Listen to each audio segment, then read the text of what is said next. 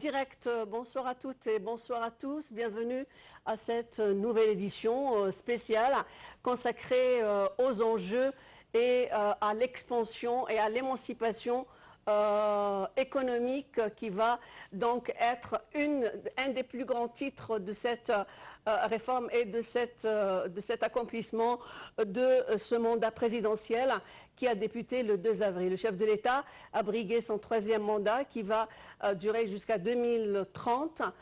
Les enjeux sont énormes, les défis économiques qui varient, des défis économiques mais aussi des défis politiques, les questions régionales et qui sont d'une très grande importance, l'instabilité, la guerre de Gaza, les défis également de la réforme économique, le dossier de l'eau, autant de dossiers qui se superposent, qui sont des défis dans ce troisième mandat.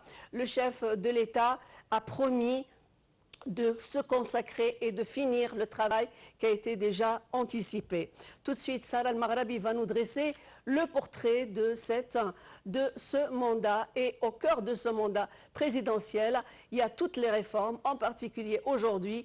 Notre dossier sera consacré en particulier au dossier économique. Alléger le fardeau sur le citoyen, baisser les prix, mettre fin à la pénurie de devises, poursuivre les grands projets nationaux, encourager les investissements étrangers et autres. Tels sont les principaux défis à surmonter dans la période à venir. Et le gouvernement Adoras a déjà commencé à entreprendre un certain nombre de mesures à cet effet. L'amélioration de la situation se fera lentement, mais nous irons mieux, a affirmé le président Sissi le 21 mars. La période passée a été difficile, mais nous l'avons surmontée, a-t-il ajouté. En effet, c'est depuis février 2024, avec la signature de l'accord du projet de Ras Al-Hikma, grâce auquel l'Égypte a réussi à recevoir 35 milliards de dollars d'investissements étrangers, que le premier signe positif commence à apparaître. L'Égypte a reçu une première tranche de 15 milliards de dollars juste après la signature de l'accord, ce qui a allégé la pression sur les réserves égyptiennes et permis de faire face à la pénurie de devises étrangères.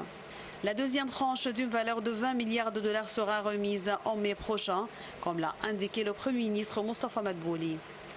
De même, 820 millions de dollars première tranche du prêt du Fonds monétaire international seront reçus prochainement par l'Égypte.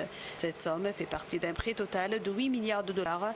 À cela s'ajoutent les 7,4 milliards de dollars promis par l'Union européenne. Autant de signes positifs pour la période à venir. D'ailleurs, le projet de budget de l'État égyptien pour l'exercice 2024-2025 reflète les priorités du gouvernement pour la prochaine étape, d'autant plus que les récentes mesures et les récents accords ont amené un vent d'optimisme. En effet, la Banque centrale d'Égypte a décidé le 6 février de libéraliser le taux de change, entraînant une dévaluation de près de 62% de la valeur de la livre égyptienne face au dollar et éliminant par là même le marché noir. Pour ce qui est de la croissance, le gouvernement vise un taux de croissance de 4,2% au cours de l'année fiscale 2024-2025 et l'augmentation des investissements prévus à environ 50% du total des investissements, d'après le plan de développement économique. Selon ce dernier, 4 secteurs devraient contribuer à environ 51% du PIB, représentant les activités de production les plus importantes, qui sont l'agriculture, l'industrie et l'immobilier, ainsi que les activités commerciales.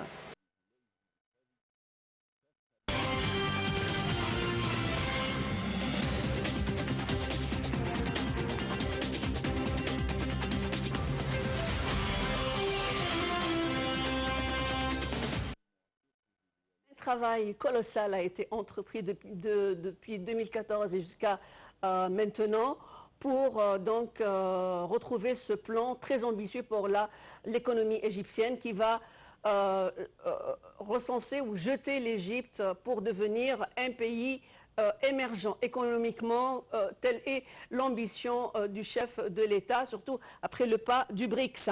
Nous avons le plaisir d'avoir M. Simon Sayer, qui est notre expert en économie, pour parler justement des accomplissements qui ont eu lieu, du bilan sur le plan économique qui a été entrepris par le chef de l'État Abdel Fattah el-Sisi durant les 2 derniers mandats.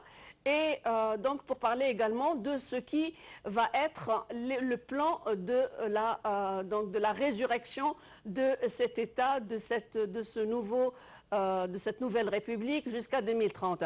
Bonjour, Monsieur Simon Saher. Bonjour. Alors, c'est un plan donc que de chemin a été parcouru par le chef de l'État en matière de restructuration économique, réforme structurelle et aussi, je veux dire, redynamisation de l'économie égyptienne. Depuis 2014 jusqu'au 2 avril, quels sont les pas les plus importants qui ont été entamés dans cette réforme économique? Alors l'Égypte, elle a fait de très grands pas dans le dernier temps pour réaliser une infrastructure qui est convenable au développement économique. Car pour que l'industrie puisse s'installer, elle a besoin d'un excellent réseau d'autoroutes, aussi bien une électricité sans coupure, un gaz naturel, une main-d'œuvre qualifiée et un système de taxes et d'impôts qui les rassure, aussi bien des ports pour l'arrivée de la marchandise avec des villes industrielles qui sont proches et centrales, des lois convenables pour qu'on puisse exporter le produit pour apporter des devises, comme les accords faits avec l'Afrique pour une diminution de taxes 30% par rapport à la Chine et pouvoir exporter pour l'Afrique. Et d'ici que les pas qui ont eu lieu dans le pays pour la réforme économique ont permis un développement sur plusieurs niveaux. Et l'Égypte, en ce moment, elle bénéficie de cela d'une façon à avoir, on peut dire, une politique macroéconomique qui soit favorable à l'emploi. L'Égypte, c'est vrai qu'elle a eu quelques soucis durant la pandémie qui a eu lieu dans le monde entier, mais on a réussi à remonter le produit intérieur brut du pays, aussi bien que sur les niveaux du Moyen-Orient et de l'Afrique. L'Égypte, elle a pu traverser, et c'était un pays très résistant avec un bon taux de croissance, et l'Égypte, elle a réussi, on peut dire, à réaliser une stabilité intérieure, et sur le niveau économique, on a pu réaliser une structure et un niveau assez élevé, d'une façon qu'il y a eu on peut dire, plusieurs entreprises qui sont venues s'installer dans le pays. L'Égypte, malgré qu'elle a été considérée dans le temps parmi les pays les plus pauvres, mais il a pu augmenter tous ces chiffres et il a pu réaliser, on peut dire, un niveau mondial. On a surmonté les difficultés et on a surmonté les chocs mondiaux. On a donné des opportunités d'emploi. On a pu faire des très grandes discussions pour le niveau de l'industrie verte. On a fait des projets dans le domaine du tourisme pour apporter plus de devises. Et des grands projets ont été réalisés au bord du canal de Suez. Et l'Égypte, aujourd'hui, réalise une croissance modérée et on est en train de faire une confrontation excellente contre plusieurs défis qui se trouvent dans la région et sur le niveau de la croissance mondiale. Et on repère très bien que sur le niveau mondial, la croissance, elle a eu quand même, on peut dire, un certain ralenti. Mais les conditions financières que nous on a réalisées en face de cette faiblesse internationale de commerce et des investissements, nous, on a pu surmonter tous les risques négatifs et on a pu surmonter tous les problèmes des tensions dans le Moyen-Orient. On a pu contrôler un niveau d'inflation qui était très persistant et on a pu faire sur le niveau on peut dire, commercial, une stabilité des marchés et on a pu faire une sécurité alimentaire par rapport aux problèmes qui se trouvent entre la Russie et l'Ukraine et les problèmes de graines sur le niveau, on peut dire, mondial. Alors, l'Égypte, au niveau global, on a pu, on peut dire, englober les marchés et on a pu encourager les entreprises On a stabilisé la consommation. Vous parlez de l'économie globale. L'Égypte a fait un très grand pas, d'où d'ailleurs les connotations positives de la part des firmes de connotation. L'Égypte a été donc ceci s'est répercuté sur les notations données par Fitch et par les autres agences aussi en faveur de l'économie égyptienne. Mais ce qui nous intéresse ici aussi, c'est l'impact de cette structuration économique, de ces politiques de réforme sur l'évolution du niveau de vie du citoyen. Le chef de l'État, en briguant son troisième mandat, a insisté sur l'amélioration des conditions de vie des plus, démunis, d'où un plan global pour consolider donc le citoyen égyptien à faible revenu. Parlez-nous de les réalisations qui ont été faites et qu'est-ce qui reste à faire jusqu'à 2030. Alors, l'Égypte, elle a réussi à augmenter les produits manufacturés et ça baisse le prix par rapport au marché local si on le compare au dollar et à l'importation. On a pu aussi bien augmenter le taux d'exportation, ce qui montre un taux d'emploi intérieur qui a été élevé, aussi bien sur le niveau des combustibles minéraux, les produits alimentaires et les matières premières agricoles. Sur toutes les catégories, nous, on a pu remonter nos chiffres et on a pu faire un passage pour le système de taux de change flexible, ce qui a aidé l'économie nationale à s'adapter plus facilement à tous les chocs extérieurs. On a pu remonter la capacité des entreprises égyptiennes à vendre leurs biens et services à l'étranger et à encourager davantage les investissements. On a pu faire un resserrement des politiques monétaires et budgétaires. On a pu limiter les dépenses d'investissement hors budget. Aussi bien, tout cela, c'est pour réduire l'inflation sur le marché local et à maintenir la viabilité de la dette. Pour le compte tenu de l'impact négatif d'une inflation élevée ou autre sur le pouvoir d'achat, on a pu faire un soutien budgétaire ciblé aux ménages vulnérables et qui a été justifié, on peut dire, avec un espace budgétaire nécessaire et on a pu protéger le programme. On a équilibré tous les rôles des secteurs publics et privés. Et on a pu mettre l'accent sur le renforcement de la concurrence et en permettant au secteur privé de jouer un rôle plus important dans la croissance. Alors l'Égypte, sur cela, on peut dire que c'est une économie qui a pu confronter les plus importants défis et elle est devenue, malgré la complexité du sujet, à gérer tous les récents conflits. Et dans le même temps, on a pu faire un contrat, on peut dire, d'accord d'investissement avec les Émirats arabes. Et tout cela, il a remonté les tensions et les pressions sur, on peut dire, la période qui est en face de nous. Oui, vous avez dressé un bilan formidable de la situation. Parlons maintenant d'autres sujets qui sont aussi au cœur de la politique du chef de l'État pour ce nouveau mandat. Entre 7 piliers importants figure bien sûr cette question de gestion, je veux dire, mettre l'Égypte, en pleine action dans la place qui lui revient de droit dans les crises, dans la question de la promotion de la stabilité dans la région du Moyen-Orient et sur un plan international. Donc, revenir ou redonner à l'Égypte le poids qui lui revient de droit. Donc, comment, d'après vous, l'Égypte a su jusqu'à maintenant, travailler sur les questions des crises comme périlleuses, telles que la guerre contre Gaza, telles que ce qui se passe dans le Soudan, dans ce qui se passe en Libye, etc. Donc le défi sécuritaire était au maximum.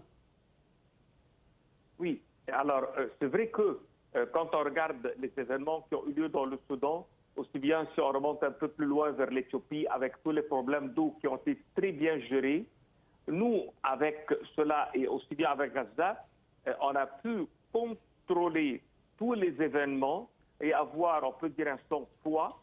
Ça veut dire qu'on n'a pas réagi d'une façon qui place l'Égypte en risque, vu que la nécessité d'une stabilité, on peut dire, politique et sur le niveau de l'industrie, c'est un impact direct qui va y avoir lieu, car on ne peut pas être un pays à risque pour un investisseur étranger, ou bien pour le marché local qui invite le tourisme, on ne peut pas être dans un état de conflit extérieur.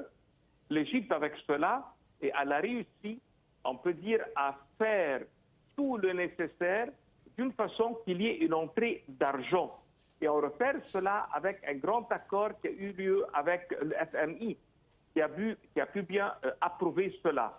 Et durant ce mois-ci, on peut dire, qui est le mois de Ramadan, le régime égyptien, il a pu réaliser une bonne nouvelle à tous les Égyptiens, ça a été la remontée des taux d'intérêt, et aussi bien avec cela, ça a placé une monnaie intérieure pour qu'on puisse faire d'autres investissements sur le marché local.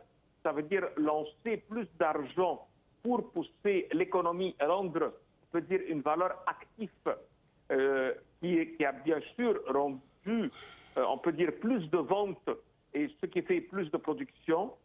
Alors l'Égypte aujourd'hui, elle a fait une amélioration sur le perspective économique et on peut dire qu'on devient très compétent dans la zone dans laquelle nous on se trouve et on possède plus que 35 milliards de dollars aujourd'hui intérieurement qui sont lancés sur un marché local avec, on peut dire, on s'attend à des excellents projets dans le domaine de la construction, ce qui va encore remonter le chiffre d'affaires des usines comme le ciment, le fer et acier, la main-d'œuvre qualifiée, l'embauchement des ingénieurs et autres. Alors, à long terme, nous, on a pris de très grandes décisions politiques compétentes, ce qui va rendre le gouvernement égyptien qui est engagé à de très importantes réformes, il va avoir une bonne liquidité d'argent, ce qui est très important pour les pays qui ne sont pas, on peut dire, des pays excessivement riches. Et il est très difficile d'imaginer un problème sur le niveau de la décennie qui est en face de nous. Les réformes promises par l'Égypte, elles comprennent l'introduction d'un nouveau régime de taux de change, des politiques monétaires et fiscales restrictives et un effort pour créer un environnement économique qui va permettre au secteur privé d'être très actif. Et la réforme la plus visible acceptée par l'Égypte, qui est la dernière dévaluation, elle a pu nous rentrer dans un marché de taux de change flottant qui est très important pour attirer les investisseurs extérieurs.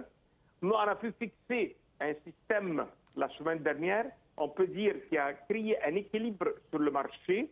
Et la réforme aujourd'hui que nous on a pris, c'est une excellente introduction qui va réaliser une attraction sur le niveau mondial, surtout pour les projets qui vont être autour du canal de Suez et les nouvelles villes industrielles qui sont dans la zone.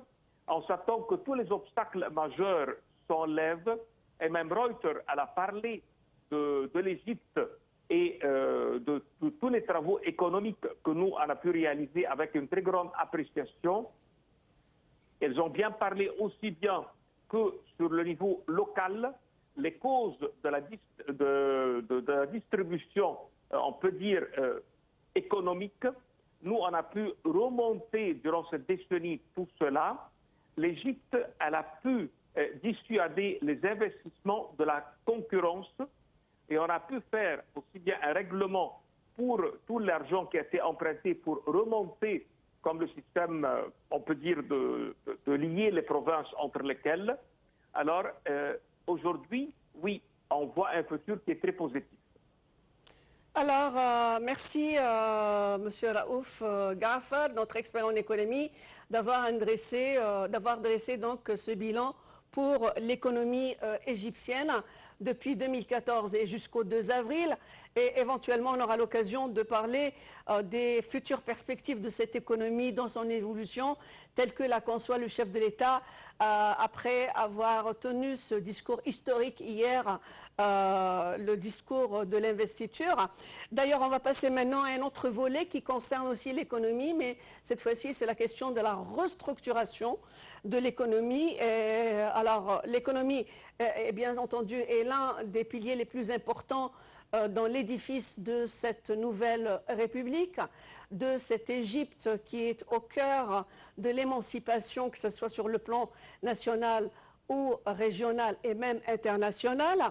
Et donc l'économie égyptienne a su pouvoir dépasser des crises où d'autres pays qui sont en plein développement n'ont pas pu donc vraiment maîtriser. La question de l'inflation a été aussi au cœur de cette politique constructive, mais aussi la question du dépassement du chômage et bien d'autres problématiques qui ont été donc travaillées durant cette décennie en matière de réformes et de réformes structurelles au niveau de l'économie. Tout de suite, Sarah Al-Maghrabi va nous dresser un portrait des pas de géants qui ont été réalisés en matière de cette économie constructive.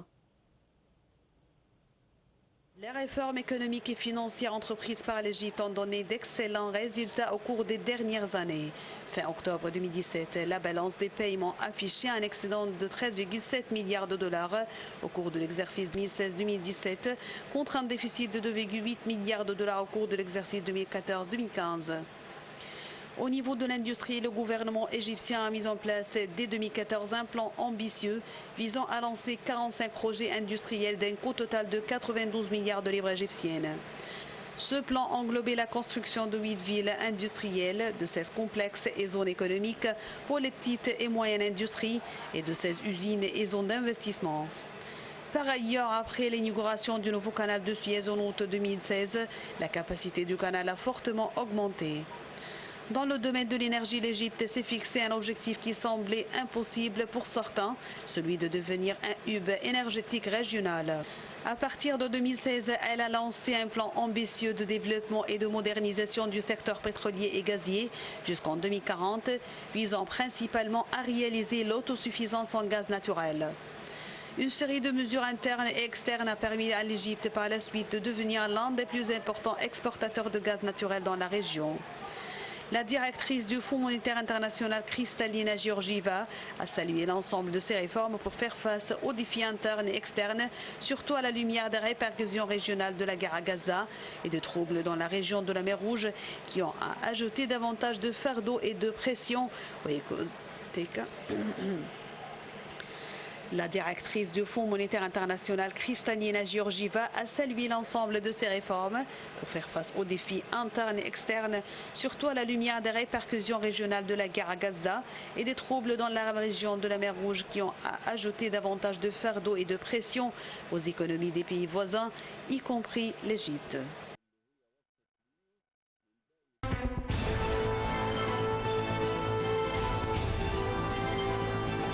في السباق للعالمية الكل بيجري عشان يوصل للهدف للمستقبل، وعشان توصل وتنجح ويسمع صوتك ويشاور عليك ويبقى اسمك رقم واحد وصبر الأسماء العالم، كان لازم نجري نشتغل نفكر ازاي نبدع ازاي نتميز، وهدفنا واضح قدام عينينا اننا في السباق مش بس نوصل لكن نسبق بخطوة.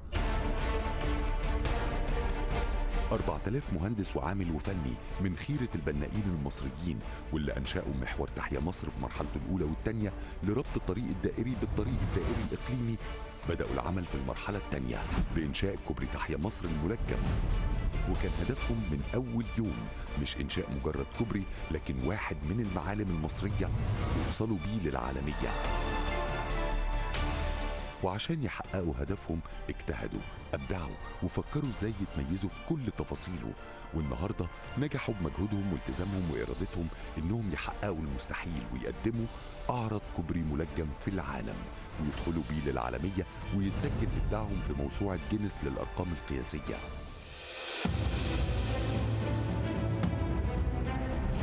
يمتد جسم الكوبري الرئيسي بطول 5.6 كيلومترات، بالإضافة ل 10 كيلومترات تشكل إجمالي أطوال 18 من المطالع والمنازل.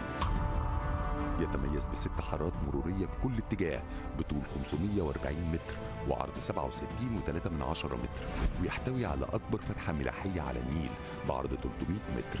استخدم في إنشائه ما يزيد عن 1,000,000 متر مكعب من الخرسانة وأكثر من 290 ألف طن من الحديد، وبعد تدريبه طبقا للمواصفات العالمية ده يقود حمل يصل إلى 20 طن. كوبري مصر الملجم مش بس إنجاز عالمي، لكنه بيتميز بجماله وتفاصيله والإبداع اللي فيه، وده لأنه فيه أول ممشى زجاجي في الشرق الأوسط على جانبي الكوبري الملجم وفوق أجمل أنهار العالم نهر النيل. طول ما عينينا على العالمية هنفضل نوصل ببنك وسط العالم. كوبري تحيا مصر العالمية.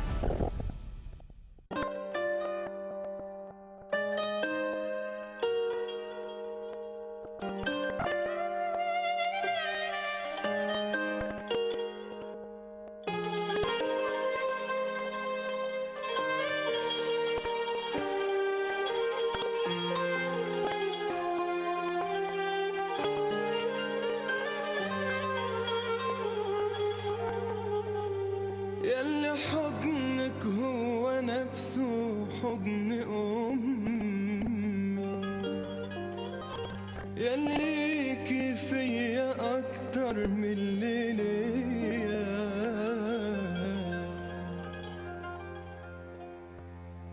يلي مهما بعدت عنك جوا دمي،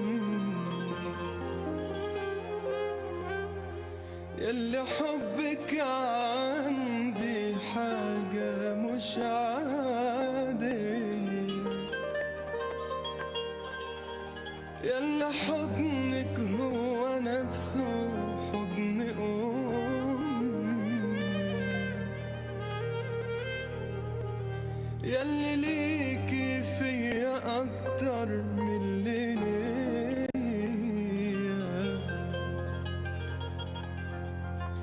يلي مهما بعدت عنك جوا دمي،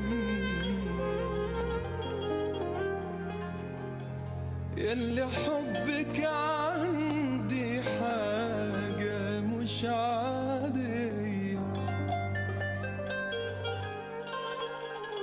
كل شارع من شوارعك في حكاية عن صحابي وعن حاجات حصلت معايا،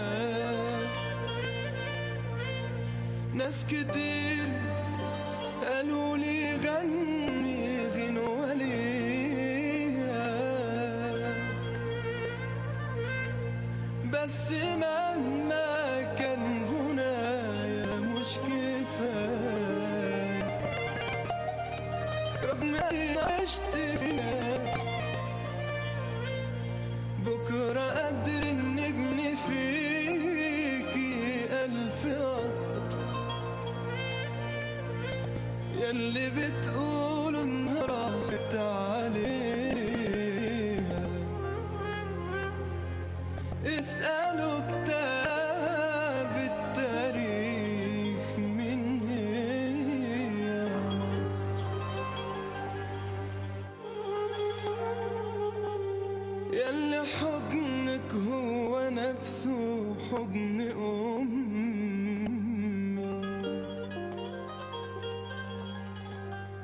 يلي ليكي فيا أكتر من اللي ليا،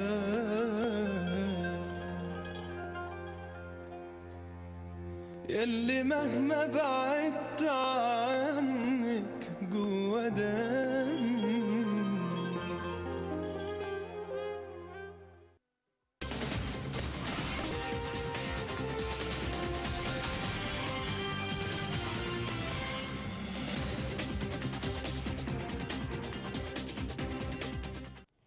Donc des pas de géant en matière de restructuration et de construction. L'Égypte a été totalement rénovée, l'infrastructure a été modernisée, des travaux colossaux ont été entrepris et donc l'Égypte s'est vue comme étant une infrastructure prête à accueillir les meilleurs investisseurs et les investissements du monde.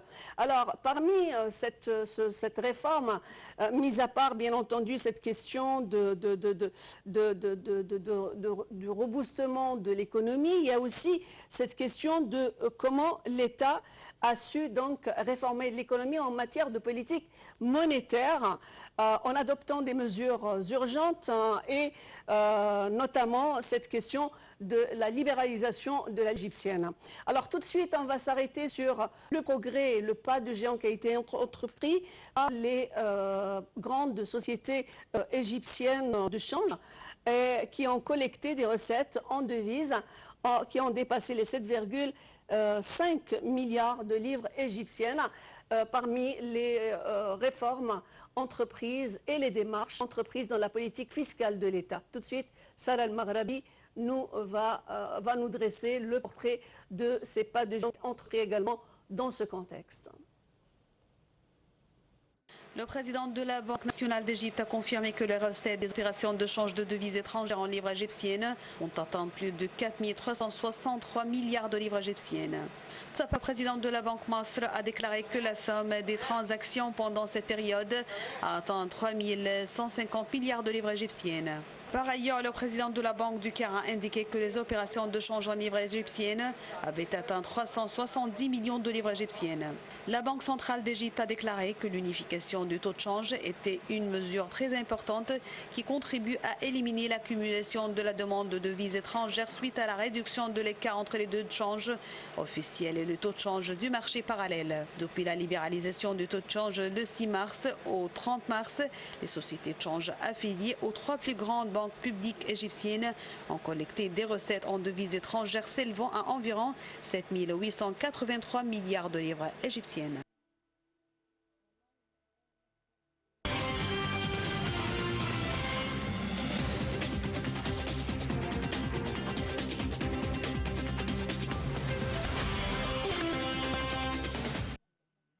Sur cette question de réforme et de politique monétaire, et également cette question d'infrastructure et de la reconstruction de l'État égyptien qui a été donc propulsé vers l'avenir d'une économie émergente. Nous avons le plaisir d'avoir Dr Abdel Nasser Taha, qui est également un expert en économie. Bonsoir docteur, merci de vous joindre à nous sur Nile TV International.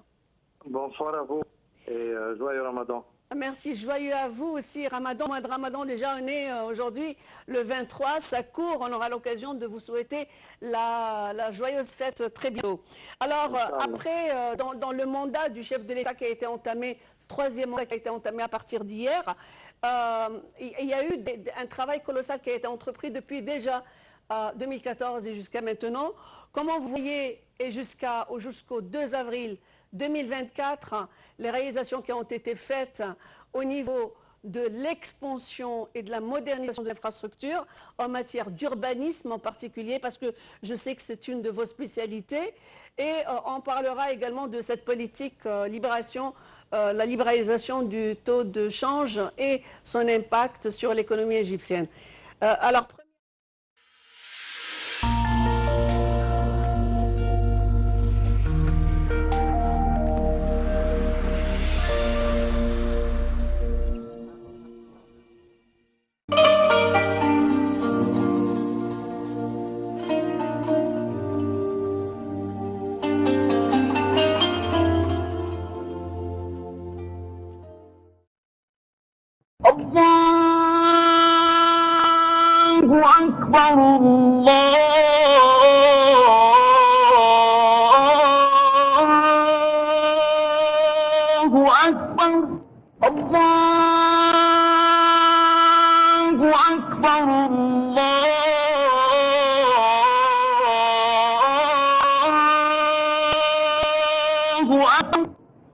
أشهد أن لا إله إلا الله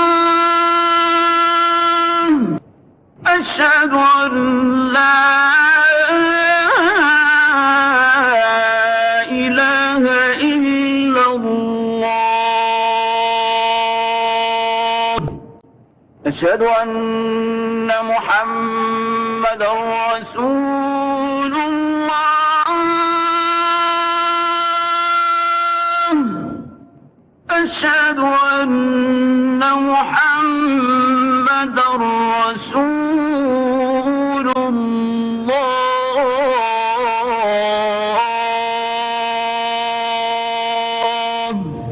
حي على الصلاة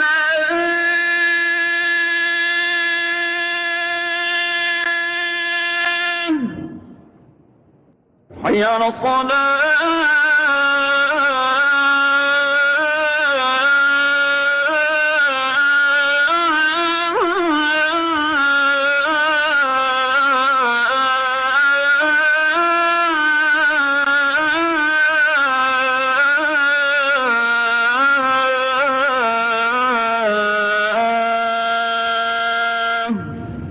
حي على الفلاح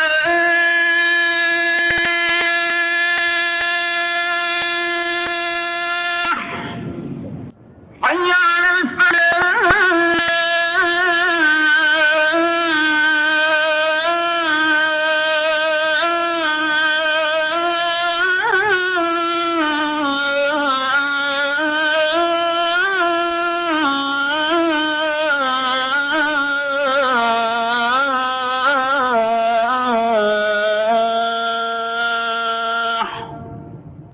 الله أكبر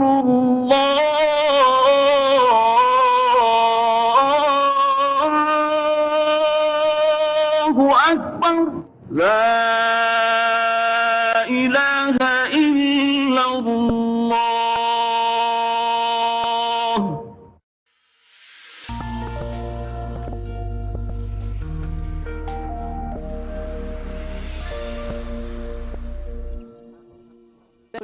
en matière d'urbanisme en particulier, parce que je sais que c'est une de vos spécialités. Et on parlera également de cette politique la libéralisation du taux de change et son impact sur l'économie égyptienne. Alors, premièrement, sur le plan de l'urbanisme, qu'est-ce qui a été réalisé? Est-ce que c'est un miracle qui a été réalisé? À mon avis, et au début, on doit bien définir que l'Égypte a réussi à construire une infrastructure exceptionnelle.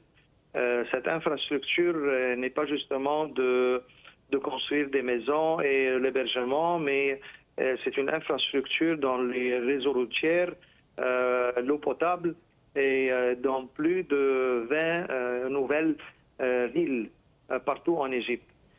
Cette infrastructure a coûté très très cher et aujourd'hui je considère que cette base ou cette infrastructure de développement urbain et d'infrastructure est une base pour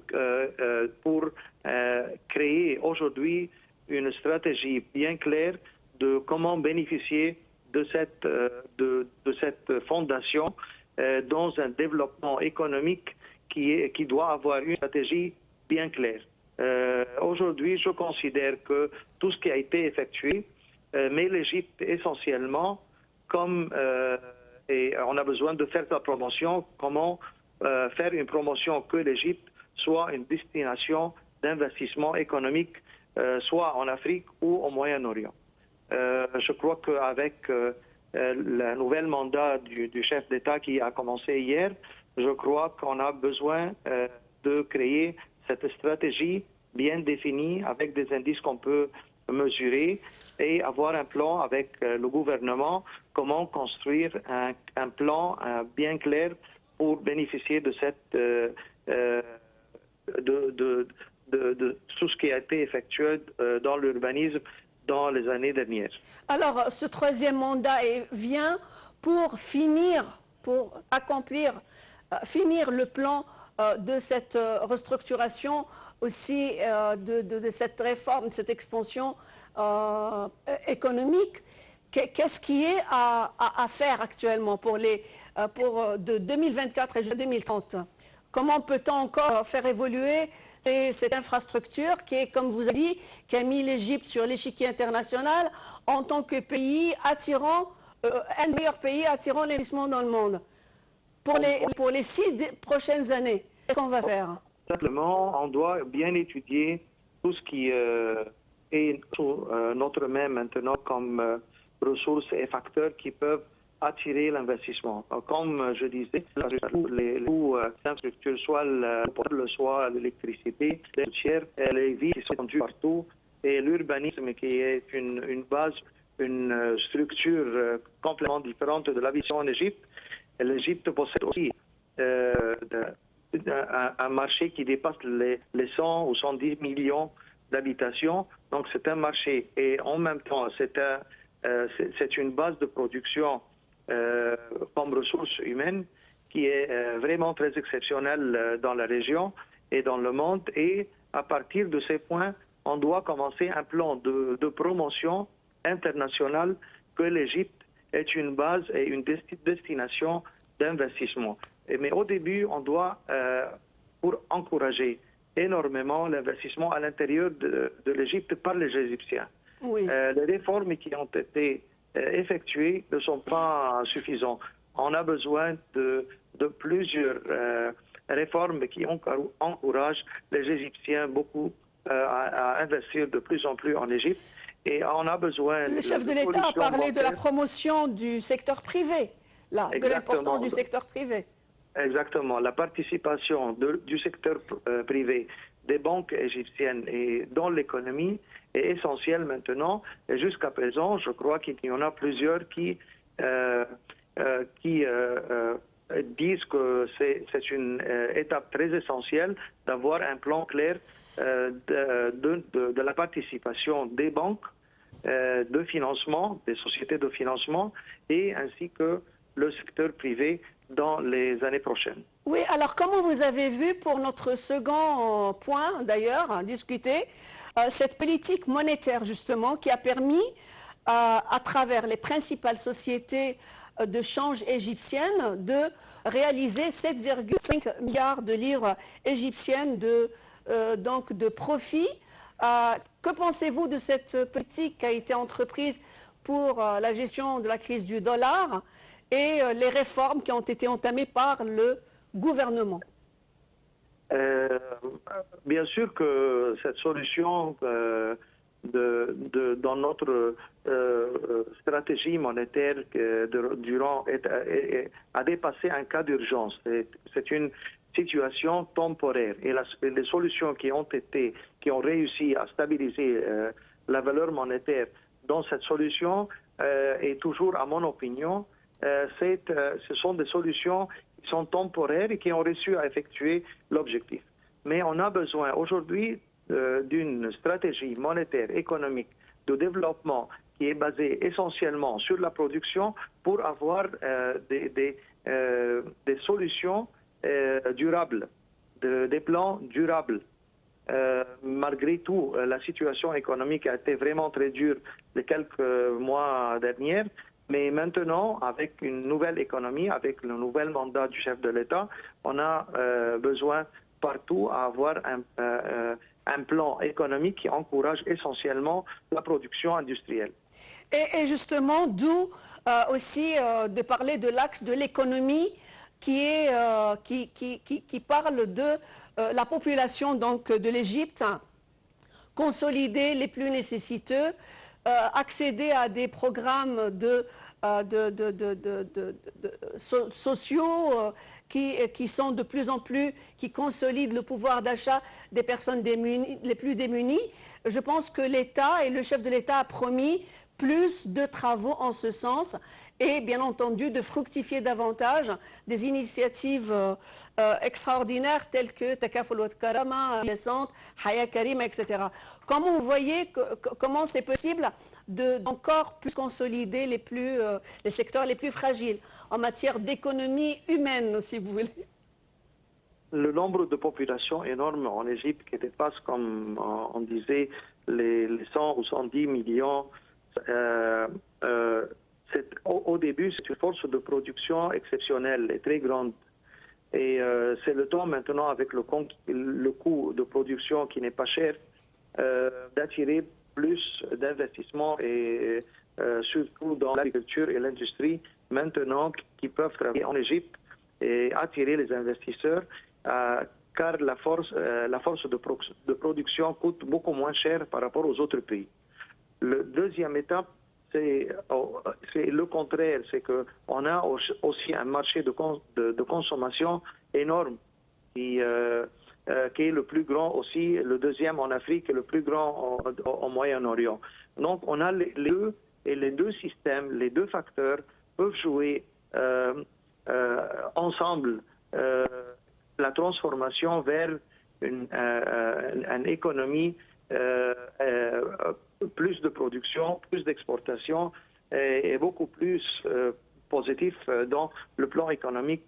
Oui, je voulais parler en particulier des réformes sociétales qui se répercutent sur la société. Donc, mis à part ces enjeux économiques de grands économistes, on parle de comment le citoyen donc peut avoir plus. Je veux dire, il y a des programmes qui consolident de plus en plus le pouvoir d'achat. D'ailleurs, là, je vous transfère également, Monsieur Dr Abdelnasser Tah, vers d'autres dossiers qui sont aussi partie intégrante de l'économie, à savoir la santé, l'assainissement de l'eau, il y a l'éducation, il y a la culture, autant de volets sur lesquels a insisté le chef de l'État dans le cadre de son troisième mandat. Comment vous voyez en tant qu'économiste ? Le support, maintenant, comme on disait que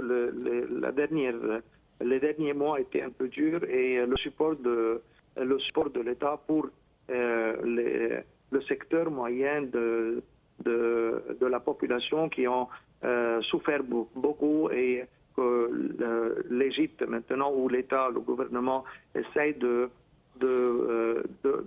leur donner plus de support monétaire direct et indirect. C'est une phase qui peut durer, à mon avis, de 6 mois à 1 an, et jusqu'à avoir une économie qui a le pouvoir de faire une exportation et créer un type de relation avec l'exportation par rapport à l'importation.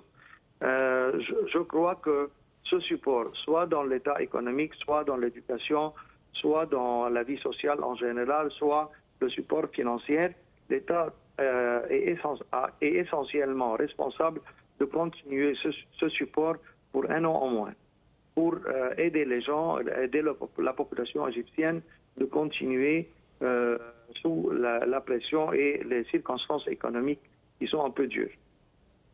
Oui, le chef de l'État a insisté sur l'importance du citoyen égyptien, finalement.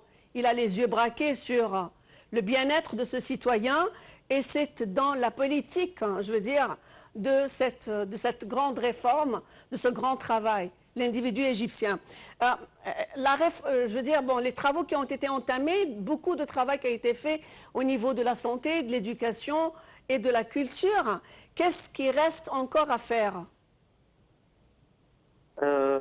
Il y a aussi... je sais que ce n'est pas votre domaine, mais en tous les cas, dans le sens large, parce qu'une économie, c'est quoi ? Je veux dire que tout devient quelque chose de la part de l'économie, finalement. La santé, c'est une économie aussi. Bien sûr, la qualité de vie pour les Égyptiens a été vraiment le but final et le but essentiel de n'importe quel développement. Et comme on donne beaucoup de support pour la qualité des gens, de leur éducation, ce sont la future de notre développement, ce sont la base et les petites cellules qui construisent dans l'ensemble la force de production, la force de vie et l'amélioration de qualité de l'éducation, de la santé, de vie et comme les programmes de Haya Karima et les autres est essentiel pour la relation entre l'État et le peuple égyptien et pour leur aider à être des patrons dans l'économie, pas comme consommateurs. Et on revient à cette question de culture, parce que la culture, c'est un élément important. D'ailleurs, on a vu le modèle de la capitale administrative en matière de modernité. C'est vraiment quelque chose qui a attiré l'attention du monde entier, d'où l'importance également dans la place éminente du chef de l'État qu'il octroie à cette question de la promotion de la culture, des arts et de la modernité. Et donc, entre autres, comment vous l'associez à cette dimension aussi qui a été toujours omniprésente dans le discours présidentiel, qui est la promotion du travail? Comment peut-on booster le travail individuellement? Je peux parler de la culture parce que j'ai une expérience assez considérable dans la culture et je considère que, premièrement, il y a un marché de culture et un marché de médias qui est pas essentiellement qui concerne une économie derrière, mais qui a l'influence énorme qui donne beaucoup de support à la politique. On connaît bien que la culture et le marché culturel et la production culturelle a créé beaucoup d'influence dans tous les pays du Moyen-Orient, l'influence égyptienne dans tous les pays, et ils ont attiré le monde arabe à être influencé énormément par à travers le cinéma, à travers les écrits. Je veux dire, le fait, les écrivains favorisaient ce mouvement intellectuel de l'écriture, du roman, de la pièce de théâtre, de l'opéra, de la musique classique, de la musique populaire, etc. Donc autant de choses qui font partie de l'animosité de la culture égyptienne. Exactement. Alors, vous avez fait l'expérience de quoi, docteur Abdelnasser? Moi, je vivais en France et vous connaissez bien que la France est le marché essentiel de la culture et de l'histoire dans le monde entier. Oui. Et pas essentiellement qu'ils ont l'influence politique et le pouvoir mondial d'influencer et attirer. Et, maintenant, dans tous les pays arabes, tout le monde arabe aime bien être en relation directe ou indirecte avec l'Égypte et ils entendent de tout ce qui se passe ici et la qualité de production économique a beaucoup d'influence économique. Culturelle a beaucoup d'influence économique. Mais en plus, il y a aussi l'industrie et l'économie de l'industrie du marché de la culture. Il amène beaucoup d'argent et l'Égypte est facilement a le premier pas dans ce marché oui, d'ailleurs, d'où l'Institut du monde arabe, qui est une force d'attraction pour les Français et tous les francophones du monde, d'ailleurs, comme vous avez dit. Mais merci de l'avoir bien souligné. J'aurai l'occasion peut-être de reparler de cette question de rénovation culturelle, de renaissance culturelle qui est omniprésente également, comme vous avez dit, dans l'aspect global de cette culture. Merci bien d'avoir extrapolé ces quelques dimensions d'importance dans cette évaluation aujourd'hui. Depuis 2014 et jusqu'à aujourd'hui, que de chemin qui a été fait. Je remercie également le docteur Abdelnasser Taha, qui est expert en économie. Également, au départ, je remercie notre expert en économie, Simon Serre, qui ont participé à ce programme. Et donc, nous sommes devant une nouvelle ère de transition. Que de chemin a été fait depuis 2014 par le chef de l'État, depuis qu'il a brigué son premier mandat. Que de travail a été accompli, que de rénovation, que de rêves qui ont été construits, que ce soit sur le plan de l'urbanisme, que ce soit sur le plan de la restructuration de l'économie, que ce soit dans les secteurs, les divers secteurs sanitaires et, je veux dire, éducationnels ou autres. Tous les aspects étaient là pour témoigner, un seul témoignage, c'est qu'il y a un énorme travail qui a été fait. Cet énorme travail qui a été fait ne s'arrête pas. Le 2 avril, il reprend un nouvel élan avec ce troisième mandat du chef de l'État Abdel Fattah el-Sisi, qui a autant de rêves encore à réaliser pour le peuple égyptien, qui a rêvé et qui a donné à ce rêve la vie de pouvoir ressusciter ce rêve, c'est de transporter l'Égypte vers une économie émergente, une superpuissance économique. Merci à vous d'avoir suivi ce direct. Je vous souhaite de passer une excellente fin de soirée ramadanesque pour ce 23 du mois de Ramadan. Bonsoir.